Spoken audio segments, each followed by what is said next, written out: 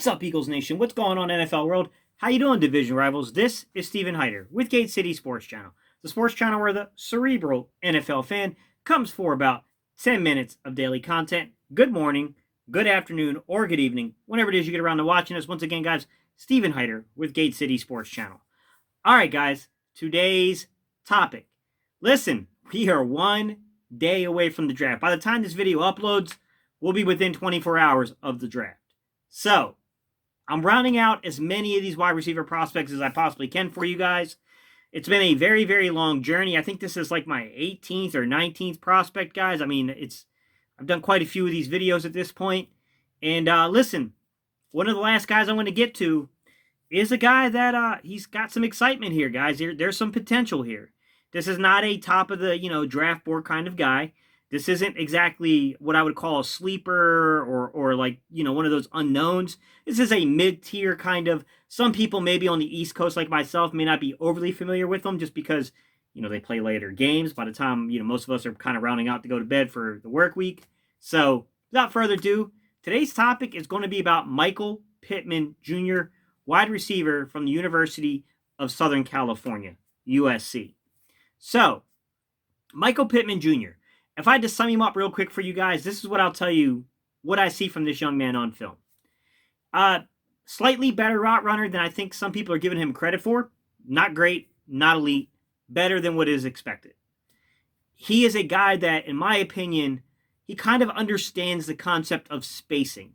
He finds very unique ways to get spacing. If you pay close attention to his routes, you'll see that because he's playing that air raid, that spread type offense, he really understands and grasps this concept of creating space. He's really good, especially when you put him in a zone where teams are trying to zone him. I think this kid is he's sneaky good at finding the hole in the zone. Past that, guys, I would say that he is one of the best players in this draft class when it comes to just overall adjustments being made on the football. Whether that's back shoulder, whether that's elevating vertically and going and getting a pass, whether it's just repositioning your body to get a defender off of you to go get a pass. This kid really understands body control, body positioning, and then how to adjust to that football. Lastly, he's in that class with Denzel Mims. He's in that class, guys, with these really exceptional, run blockers.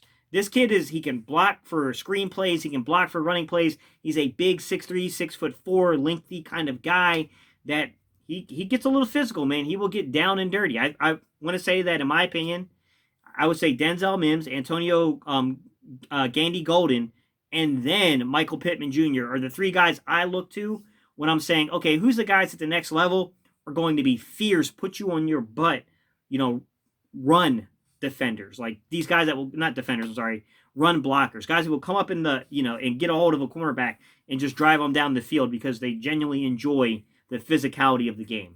He's one of them. All right, y'all, no more hesitation. Let's go ahead and let's jump into the film. All right, Michael Pittman Jr. Let's roll the film. Do they look to go over the top this time? They do. It's Pittman. He's got it. Michael Pittman Jr. All right, guys, so as I was watching the film of Michael Pittman Jr., I came away with a few different things that I thought about this young man. Number one, if we're talking about positional alignment, I think at the NFL, he's going to be very much a traditional X-aligned receiver. Okay? He's got the height, he's got the length, he's a little faster than some of the other X-aligned receivers will get you, but he's generally in that category. He's physical enough to play across the middle. He's physical enough to play through contact. Before your time. Here's a ball to the end zone for Pittman. He's good enough playing in those tight enough windows, and he has a strong enough catch radius to basically play that boundary side. Now, I will caution and say this. When I went through and I was watching film, and I did end up watching 3 games of Michael Pittman Jr., so I watched him play Utah, and then I turned around and watched him play Washington, and then I watched him play BYU. USC utilized this young man just as much as a flanker as they did as a split end. They basically moved him around the offensive formation and tried to align him by matchups. In addition to that, there were a couple of plays I saw him play the slot.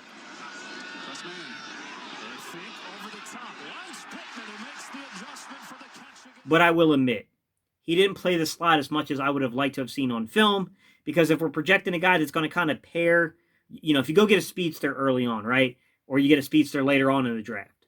And you're going to pair Michael Pittman Jr. with J.J. Arcega-Whiteside for those guys that kind of go inside and outside. You'd like to see, one of those two guys have a little more experience playing inside. I think J-Jaw can absolutely play inside, but you'd also like to see your other guy have the, more playing time and experience playing inside for that pairing.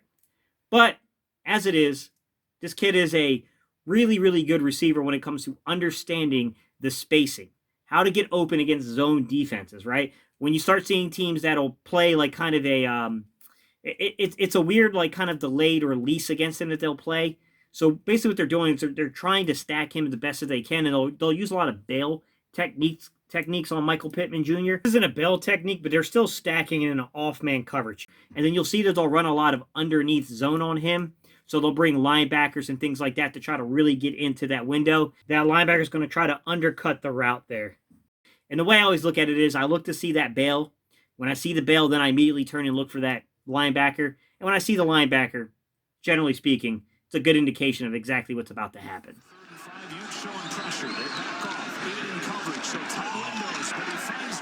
Michael Pittman Jr. is also a pretty phenomenal contested catch guy. I mean, I don't think he has as strong.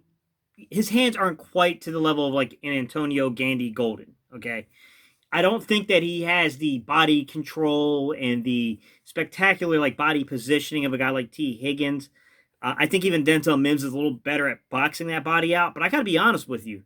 This kid's up there, man. I mean, he's not that far behind them. Like, this is a pretty good all-around kind of, developmental guy here. I mean, he's not perfect. I mean, there's still a couple of things you got to iron out with this young man, but he does really understand how to use body positioning. He's got really, really good timing. I mean, even on plays that don't require him to necessarily get vertical on the ball, he understands timing, right? He has just a really, really good understanding of how to adjust to the ball, whether that's getting up vertically or just timing it over his shoulder.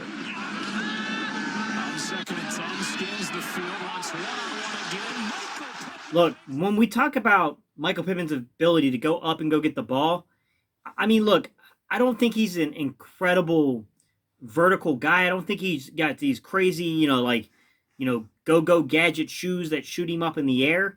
I just think he's a guy who really understands the importance of gaining body positioning and keeping yourself under control and timing the ball perfectly in the air. Because listen, it doesn't matter if you got a 42-inch, 43-inch, 44-inch vertical for that matter. If you mistime the jump, it's irrelevant. It won't matter. You're not going to make the catch. I think this is where this kid is really, special, is that he kind of gets it. He knows exactly when to time that jump. He knows exactly how to set that defender up so that way he's gaining the advantage and the position on that defender. And then he just uses that big frame and that big body to go up, grab the ball over his defender, come back down, secure it, and then make a play afterwards if he can break that tackle, guys.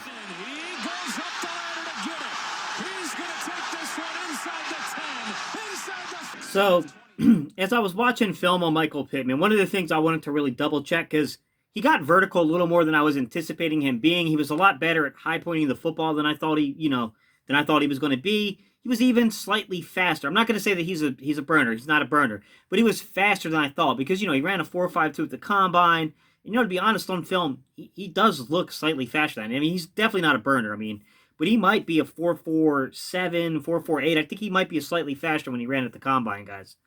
To be honest, though, I really wanted to see if he can run the traditional route tree of an X receiver. So I wanted to see him on those in routes. Slovis with time and wide open in the end zone. Those, different timing and rhythm passes. So like, just a 10-yard quick out route.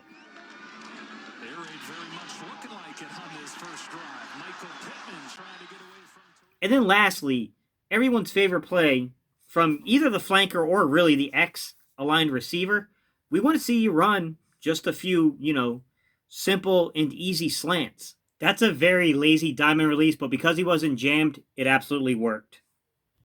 And can you be physical and get that first down? Can you break a tackle and maybe turn it into a huge chunk play? Like, I wanted to see, does this kid have those abilities? And to be honest, it's evident on film. The kid's got the ability, man. in my opinion, there's no doubt about his abilities to be an X-aligned receiver in the league. In the spring. And Slovis to the air on first down. A long pass to Pittman. And Pittman is... All right, let's go ahead and attack the elephant in the room. We know that we are talking about a Pac-12, football player. And everyone knows the Pac-12 has just been notoriously bad for its pass defenses over the last few years. And I think the Pac-12 is one of the, I won't say it's the most, but it's one of the more likely divisions in college football to really run, or conferences in college football, to really run more spread kind of, air raid type offenses. So sometimes you don't get a very complete pattern. Like, teams aren't really running a complete NFL route tree. Quarterbacks aren't going through complete NFL reads. Things like that, guys. So, first elephant in the room is, let's just look at the competition. There's a reason why I was very selective in the teams that I brought before you today, guys. Because I wanted to make sure I got the 5 teams that are ranked. If I'm going to pull from, I want the 5 teams that are ranked in the top 100. And there's only 5 in the Pac-12. Okay? You got the number 1 team from the Pac-12's pass defense, which is Utah. There's a reason why I kept showing you Utah today, guys. Because Utah is full of NFL players. You got Ane on that football team. You got Julian Blackman on that football team. By the way, Julian Blackman, who's got beat for that elevated catch and touchdown. You got Terrell Burgess on that football team, guys. Lakeith Foti, he's on that football team. Then you got guys, like Tariq Lewis is on that football team, guys. Jalen Johnson's on that football team. And then even the big kid that you saw there that kind of tried to play him in that diamond release and just didn't get his hands on him, that was Josh Nurse, who's a 6'3" defensive back. And still, they couldn't slow Michael Pittman down. They tried with Tariq Lewis. Tariq Lewis is a smaller guy, 5'10"-ish or so. So then they tried to put their bigger corner on him, and he still just burned him. So I wanted to bring film to you for guys like Washington. Washington was the 55th ranked pass defense last year. And then I tried to show you clips from BYU, which was the 71st ranked pass defense. I wanted to make sure I was giving you quality opponents to judge this man's ability to play in the league, okay? I like this young man, but you already know I'm going to ask you. This isn't about what I like, guys. I'm asking you, what do you think about this young man? Guys, tell me what you think about Michael Pittman Jr. It's a guy I think has some intrigue. I wouldn't be upset if the Eagles drafted him as long as the value's right. No reaching. The value's right. Go get the kid. But tell me your thoughts, guys. All right, y'all. You know how we close out these videos. E-A-G-L-E-S. Eagles, guys. Hey, listen. I just want to give a little thank you, guys. Man, you guys have stuck through a lot of receiver breakdowns, man. I think, like I said, I think it was the 18th or 19th one I did.